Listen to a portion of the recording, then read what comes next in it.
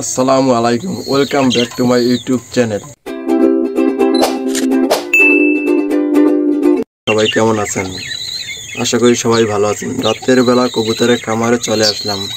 আসার পরে দেখতে পেলাম যে এই যে দেখেন, এই বাচ্চাটার চোখে একটা আবরণের মতো পড়ছে, আর এদিকে আরেকটি বাচ্চা আপনার তাকাইতে পারতেছে না।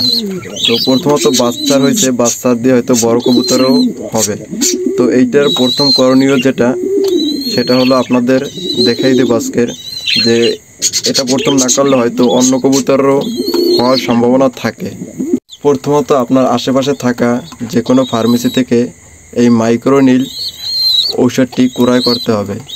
তারপর এটার ভিতরে একটি ড্রপ থাকবে, এটাকে আপনি 1 মিলি নেওয়ার পরে 1 লিটার পানির ভিতরে আপনি ভালোভাবে মিশাতে হবে। মিশানোর পর সব জায়গাতে আপনার এভাবে স্প্রে করে দিতে হবে। স্প্রে করার কারণে আপনার যে কবুতরের যে ভাইরাসে আক্রমণ করে, এই ভাইরাসগুলো মারা যাবে। তারপরে যে সকল কবুতরকে আপনার ভাইরাস যে আক্রমণ করছে, ওই সকল কবুতরের চোখ থেকে যে আবরণটা আছে, ওইটাকে আপনাকে ভালোভাবে বের করতে হবে। ফার্মেসি থেকে আরেকটি ঔষধ আনবেন, শিপডেক্স ভেট। এই ঔষধটি আপনি অতি চোখে 1 ফোঁটা করে দিয়ে দেবেন। ইনশাআল্লাহ আপনার কবুতর সুস্থ হয়ে যাবে।